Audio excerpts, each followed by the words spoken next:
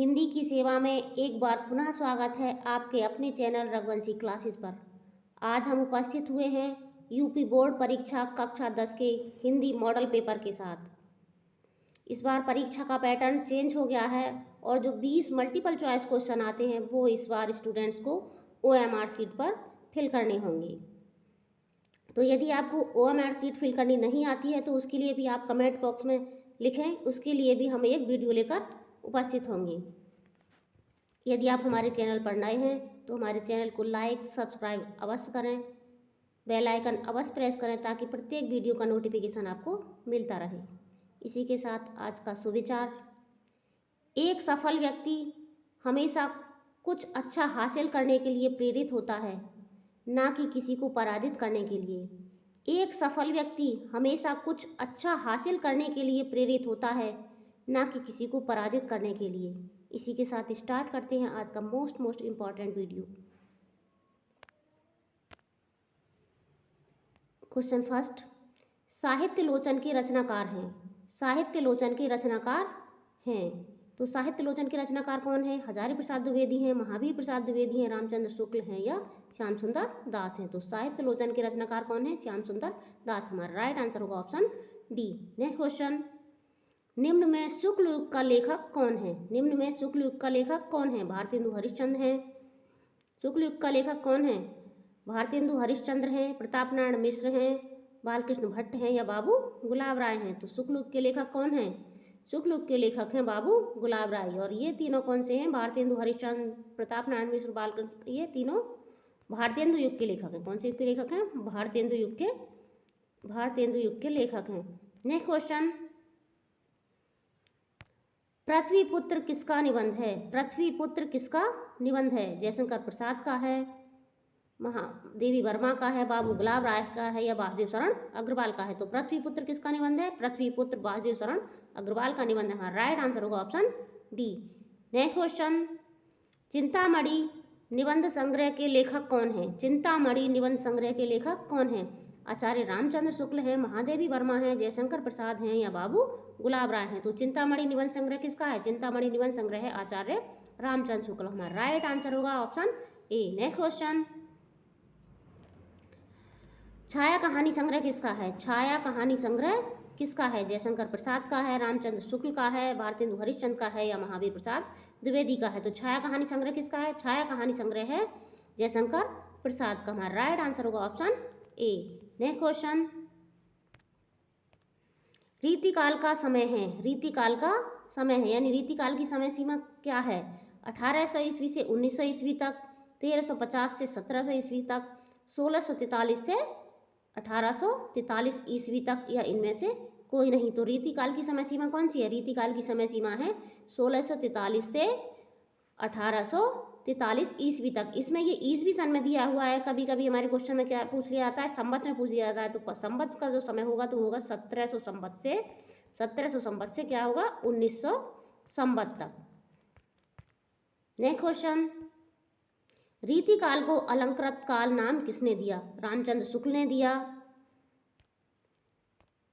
हजारी प्रसाद द्विवेदी ने दिया, मिश्र बंधु ने दिया या रामकुमार वर्मा ने दिया। तो रीतिकाल को जो अलंकृत काल नाम दिया वो किसने दिया? मिश्र बंधु ने दिया। किसने दिया? मिश्र बंधु ने दिया। हमारा राइट आंसर होगा option C.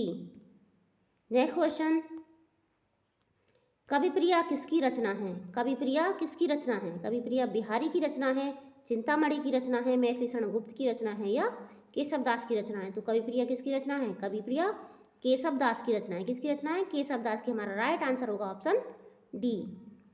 Next question, Bharat Bharati किसकी रचना है? भारत भारती किसकी रचना है? जयशंकर प्रसाद की रचना है, महादेवी वर्मा की रचना है, सूर्यकांत त्रिपाठी निराला की है, मैथिली शरण गुप्त की है। तो भारत भारती किसकी रचना है? भारत भारती मैथिली शरण गुप्त की रचना है। ये क्वेश्चन, ये रचना कई बार एग्जाम में पूछी जा चुकी है। नेक्स्ट क्वेश्चन, निम्न में आधुनिक काल का लेखक नहीं है। निम्न में आधुनिक काल का लेखक नहीं है।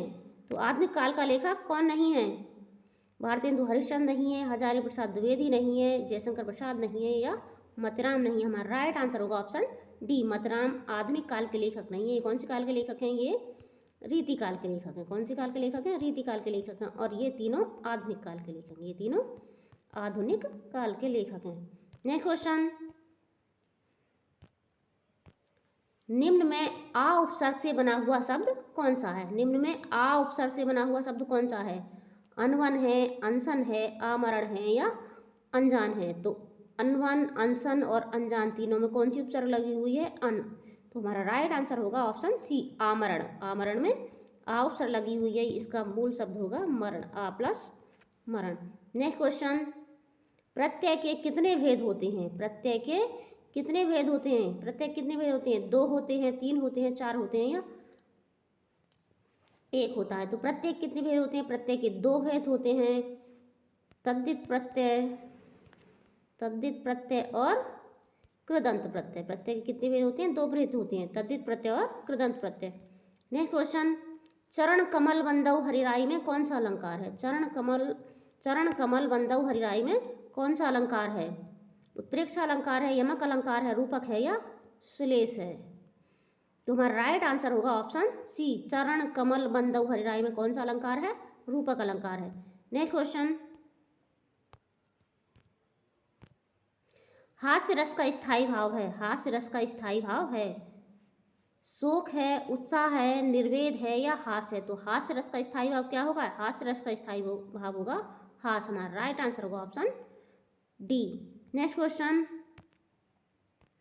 रोला में कितने चरण होते हैं? रोला में कितने चरण होते हैं? 2 चरण होते हैं, 3 चरण होते हैं, 4 चरण होते हैं, 5 चरण होते हैं। तो रोला में कितने चरण होते हैं? रोला में 2 चरण होते हैं। इसकी प्रत्येक पंक्ति में कितनी मात्रा होती हैं? 24 मात्राएं होती हैं। 24 मात्राओं के 2 चरण होते हैं। नेक्स्ट क्वेश्चन, प्रत्येक का संधि विच्छेद होगा, यानी प्रत्येक का सही संधि विच्छेद क्या होगा? प्रत्येक की संधि प्रत्यय प्लस 1 होगा, प्रति प्लस 1 होगा, प्रीति प्लस 1 होगा या प्रति प्लस 1 होगा। तो प्रत्येक का संधि विच्छेद क्या होगा? प्रत्येक का संधि विच्छेद होगा प्रति प्लस 1। और प्रत्येक में कौन सी संधि है? यदि प्रश्न बनता है तो कौन सी संधि है? यण संधि है। कौन सी संधि है? यण संधि है। Next question,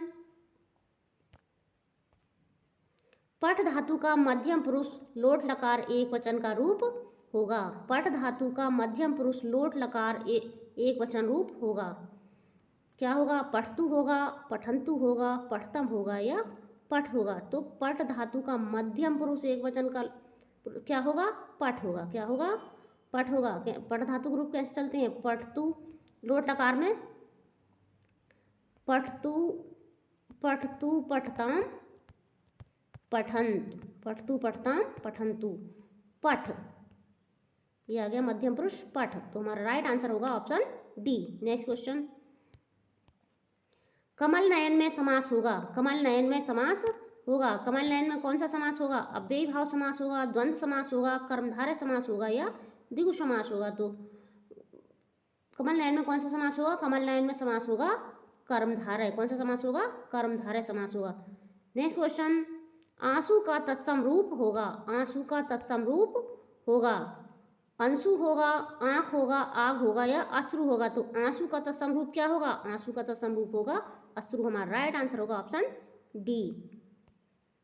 next question, Indra का पर्यायवाची नहीं होगा। इंद्र का पर्यायवाची नहीं होगा। कौन सा नहीं होगा? सचिपति नहीं होगा, सची होता है, सची, सची ऐसे लिखा जाएगा। सचिपति, सुरेंद्र नहीं होगा या पुरंदर नहीं होगा। तो सचिपति, सुरेंद्र और पुरंदर तीनों इंद्र के पर्यायवाची हैं। तीनों इंद्र के पर्यायवाची हैं। तो हमारा राइट आंसर होगा ऑप्शन डी, षडानन इंद्र का पर्यायवाची नहीं होगा। इसी के साथ स्वस्थ रहें, मस्त रहें, आपका दिन शुभ हो, रात्रि मंगलमय हो। जय हिंद, जय हिंदी। यदि आपको हमारा वीडियो तनिक भी यूजफुल हो तो चैनल को लाइक और सब्सक्राइब अवश्य करें।